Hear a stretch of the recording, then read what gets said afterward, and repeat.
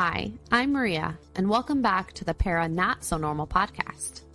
Today we continue with a story from Puerto Rico, but unlike the first episode, this one contains graphic imagery and discussions of violence that may not be suitable for those under 18, so if you need to skip this episode, please do. This topic was a hard one for me to research, as I can't fathom how it would be okay to keep people, no matter the reason for their incarceration, in conditions like this. They have people that love them and are waiting for them at home, you know? That being said, let's begin. The Rio Piedras State Penitentiary, commonly known as Oso Blanco or White Bear, was located in Rio Piedras, Puerto Rico, and could be seen from all four highways that surrounded it. It was set on a 200-acre property that also housed an insane asylum and the tuberculosis sanatorium, which is now known as Centro Médico. It opened its doors in 1933 under U.S. appointed Governor James R. Beverly and was designed by Francisco Roldán in Art Deco style. It was praised for being escape-proof, and for a time it was called the Alcatraz of the Caribbean, and we all know how that turned out. At the gate, prisoners were greeted by a large arch with the words "Odia el delito, compadezca al delincuente," or "Hate the crime, pity the criminal." Words made famous by Concepción Arenal, the first woman to go to university in Spain. She was a poet, a journalist, and an author who held a law degree and pioneered and founded the feminist movement in Spain. It was the first prison built for its intended purpose in Puerto Rico, since before this time, buildings were always repurposed into jails when no longer needed for their intended use. The structure was centered around a large interior patio and contained 332 cells. Each cell was 9 feet by 6 feet with one small window, a toilet, and a cell door. There were 12 pavilions, a clinic, a psychiatric hall, library, classrooms, workshops, a mess hall that seated 500, a kitchen, and restrooms. The classrooms provided inmates with opportunities to learn trades to be mechanics, barbers, carpenters, etc., that were intended to help them become productive members of society once released. The prison was built to hold between 500 and 800 people, and this will be super important to remember as we continue. Up until the 1950s, the prison functioned as intended by successfully providing rehabilitation services that would help inmates integrate into civilized society. By October 25th of 1950, however, the prison held 2,648 prisoners. Remember the numbers we just spoke about? Yep. At one point during its use, it even housed up to 5,000 people at one time. It was said that up to 20 inmates were assigned to each cell, and around 400 or more were sleeping in the stairwells and in the hallways.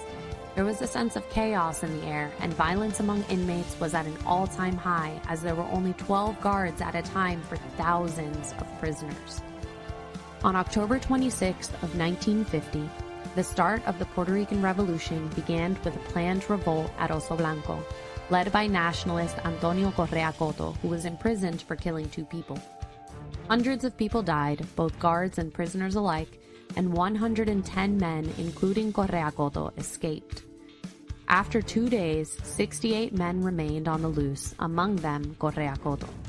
It would take 2 years and the largest manhunt in Puerto Rican history at the time to catch up to him, but once caught, he was killed after a standoff with police. After the first revolt, 2 gangs came into the spotlight, the Nietas and the 27s. The gangs' rivalries had no bounds. The gang wars were constant, and the security guards, being complicit, picked one side or the other. Fresh meat would be yelled at new inmates coming in, and suicides among them increased exponentially. In an attempt to regain power, guards sent some prisoners to solitary confinement. The prisoners would be stripped naked and locked in a concrete room with no windows and an iron door. Sent to carry out punishment, those that survived those conditions would spend years locked in total darkness with nothing to accompany them but their own thoughts. The gangs would kill one another almost on a daily basis. The killing, however, that's not the bad part.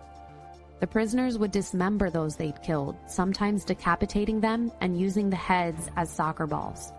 One guard tells the story of the prisoners being called in for lights out. One of them yelled, "Government, I need my ball back. I don't want it to get lost." When the guard went out to get it, he saw the head and instead took off running, and never came back. Body parts would be found by guards in trash cans, under mattresses, and in pillowcases. And many guards ended up in psychiatric hospitals after quitting on the spot. 63 people disappeared from the prison without a trace. No bodies were ever found. Unfortunately, we know why. After the person was killed, other inmates would walk all over the body to separate the tissues from the bone. They would dismember the body, throwing the tissues down the toilet. The bones would then be stuffed in pillowcases and repeatedly beat against the wall to pulverize them. That too would be flushed. Sometimes the meat would be used in that day's meal, and all members of the offending gang would be notified so they did not eat that day. One inmate stated in an interview that they came in as criminals and became psychopaths, and it's hard to not see why. Though most would think the torment would end when the sun set every day, nightfall brought a new set of fears to the inmates. They would see apparitions of their fallen brethren walking down the halls at night. Screams, whispers, and chains dragging on the ground were reported nightly. The cell doors would open and close with no one behind them. Toilets would flush, objects would move and disappear, and shadows could be seen standing in corners by themselves. According to guards, cell block D4 was the most known for seeing dead prisoners walking the halls, day and night. And then there's the shower story, as told by a prisoner. Every night, at 1 a.m., the showers could be heard turning on. His cellmate, fed up and thinking it was a new guy who just wanted to shower alone, decided he would walk down there and teach him a lesson. When he arrived to the showers, there was no one there. What he did see were the shower handles moving on their own. The cellmate ran back to his cell and began praying that he would leave Oso Blanco as soon as possible. Guards that previously worked there mentioned following inmates thinking they were disobeying orders, only to see them walk through walls. One guard committed suicide by jumping off one of the security towers, and every day while eating their lunch, other guards would hear his voice yelling, "Come!" or "Eat!" They would hear people talking in cells, and when they turned the corner, there would be no one there. It is said that many inmates made pacts with the devil while they were there that required rituals and human sacrifice. According to some inmates, the death of the founder and leader of Los 27, Manota, is proof of this. Manota's cell caught fire one night, and he died burned in that fire. Inmates state that no one lit the fire, and that it came from hell itself. The violence and paranormal events continued for years, and on April 17th of 1991, 3 of the most dangerous convicts escaped the unescapable prison when a helicopter landed on one of the basketball courts. It was known as the escape of the century, and for good reason. In 2001, 8 more prisoners escaped after using a metal pipe they had smuggled into their cell to lift up the tin roof, climb out of it, and scale down the building only to disappear at a nearby river. Finally, on February 27th of 2004, almost 60 years after conditions at the prison began deteriorating, all remaining inmates were transferred and Oso Blanco closed its doors for good. Although the living were gone, the dead remained.